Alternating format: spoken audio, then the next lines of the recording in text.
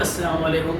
तो आपका स्वागत है हमारे यूट्यूब चैनल में। ये है आपका छठा लेक्चर्स, जो कि हो सकता है कि आखिरी लेक्चर हो सकता है, बट कुछ बोला नहीं जा सकता है।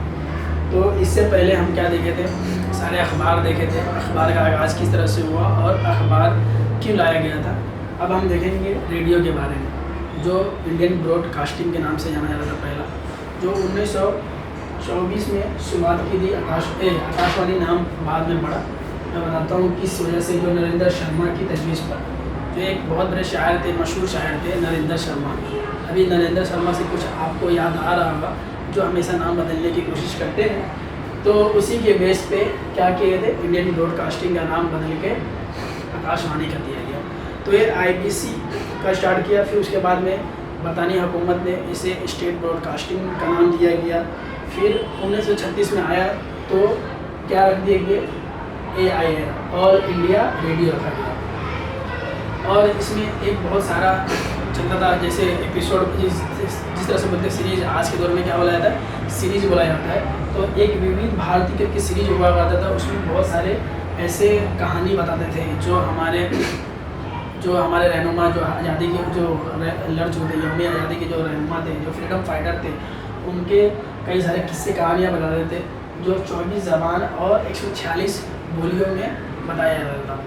तो IBC जो ऑल इंडिया रेडियो, जो हमेशा क्या करते थे, किसानों, नौजवानों और जो मजदूर थे उनके लिए हमेशा प्रोग्राम नश्र किया जाता था, यानी प्रोग्राम रखा जाता था। कि कहने का मतलब ये है कि आज के जो 1924 में जब इसे चालू किया था, तो 1924 के बाद क्या करते थे, एक किसी तबका को बुलाते थे, उस तबका मतलब समझ लो किसी एक ग्रुप को बुलाते थे, जैसे मजदूर हो गया, तो उनको कौन सारी परेशानी आ रही है, कि उनको कहाँ मतलब फसल उगाने में, कौन सी ऐसी फसल उगाने में परेशानी आ रही है, क्या परेशानी आ रही है, बीज की आ रही है कि फसल पानी की आ रही है, कि इरिगेशन होते, जो इरिगेशन फुहारे सिस्टम होते हैं उसकी कमी आ रही है, या आबोहवा क्लाइमेट का, या कौन सी ऐसी परेशानी है कि तुम्हें जो सही तरीके से लोन नहीं, मतलब बीज नहीं खरीद पा रहे या बीज नहीं मिल पा रहे, तो ये सारी चीज़ों की परेशानी होते थे। तो उनके लिए एक प्रोग्राम बनाया था। इसी तरह से क्या करते थे, एक औरतों का भी प्रोग्राम बनाया जाया करते थे कि तुम्हें किस चीज़ की परेशानी है, कि तुम्हें तुम्हारी अपनी ज़िंदगी गुजारने में किसी चीज़ का तुम्हें अगर हकूक़ खो रहे हैं, उस हक़ के लिए आवाज़ उठाना है, तो उस तरह के प्रोग्राम नशर किए जाते थे। ठीक, उसके बाद क्या करते थे, हमारे जो रहनुमा थे, जो हमारे फ्रीडम फाइटर थे, उनके बारे में बताया करते थे।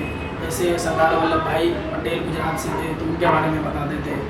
जैसे हमारे आप देखोगे कि महात्मा गांधी जी, वो भी गुजरात से, तो उनके बारे में जो भी उनकी रुचियाँ थी, उनकी लिखी हुई किताब, उनका जो ज़िंदगी गुजारा बसर करने का तरीका, उनको क्या पसंद था, क्या नापसंद था, किस तरह से वो इस काम में आए, तो ये सब सारी चीज़ें किस में बताया करते थे, तो आकाशवाणी में बताया करते थे। और आज भी आकाशवाणी चालू है और हमें देखना चाहिए। इसी तरह से आप देखोगे एक कि भारत एक सीरियल चलाया करते हैं, डिस्कवरी भारत की एक खोज, जो दूरदर्शन है। तो दूरदर्शन भी क्या एक तरह का चैनल है, किस तरह का ब्रॉडकास्टिंग चैनल है दूरदर्शन। तो जो दूरदर्शन एक चैनल, ब्रॉडकास्टिंग चैनल है, आज भी देखोगे कि दूरदर्शन पे पहले क्या करते थे, महाभारत जैसे फिल्म यानी सीरीज होते थे, जो एक तरह का लुत्फ अंदाज होता था, महाभारत हो गया, रामायण हो गया, तो ये सब सारे चीज़ किस पे दिखाते थे, तो दूरदर्शन पे दिखाया करते थे, जो अपने मज़हब मतलब हिंदुओं के मज़हब के बारे में बताते थे। इसी तरह से जो कई सारे वीडियो क्लिप थे जो यौम आज़ादी के वक्त लिया गया, वो सब सारी चीज़ दूरदर्शन पर दिखाया करते थे।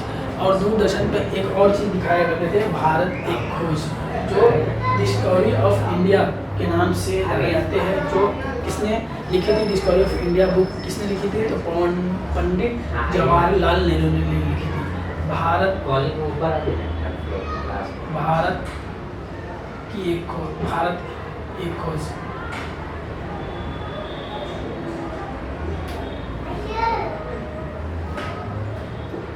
तो भारत एक खोज, ये किताब किसके द्वारा लिखा गया है, डिस्कवरी ऑफ इंडिया किसके द्वारा लिखा गया, डिस्कवरी ऑफ इंडिया। आप देखोगे डिस्कवरी ऑफ इंडिया, तो डिस्कवरी ऑफ इंडिया ये हमारे पंडित जवाहरलाल नेहरू, जो first prime minister of India, इसके जरिए लिखा गया हुआ था। तो इनके बेस पे जो सीरियल बनी भारत एक खोज किस तरह से भारत की आज़ादी में हमने मुशक्कत उठाया, किस तरह से हमने अपने जो लोग बटे हुए थे उन लोगों को इकट्ठा किए, किस तरह से हमने बरतानी हुकूमत से जो अदम तशद्दुद के साथ जो कोशिशों के साथ हमने लड़ाई की, हमने आज़ादी मिली। तो उस चीज़ का जिक्र किस में किया गया है, भारत एक खोज में किया गया है। और इसको एक चैनल, एक वीडियो के तौर पर, एक फिल्म के तौर पर इसे एक फिल्म के माध्यम के जरिए इसे बताया जाता है। तो आप देखोगे कि दूरदर्शन भी आप देख लिए, आकाशवाणी भी देख लिए और रसायल भी देख लिए। अब इसके बाद हमारे पास क्या है कि इससे निकलने वाले पेशा क्या है, मीडिया से, अखबार से निकलने वाले पेशा।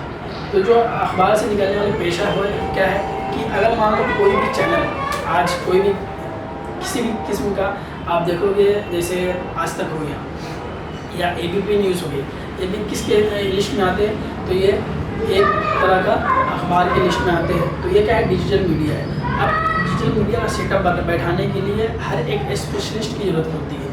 जैसे मान लो कि एक वीडियो एडिटर की ज़रूरत पड़ती है, इसी तरह से कंटेंट राइटर की ज़रूरत पड़ती है। ठीक उसी तरह से क्या पड़ता है, आपको एक वीडियोग्राफी की ज़रूरत पड़ती है, एक कैमरामैन की ज़रूरत पड़ती है।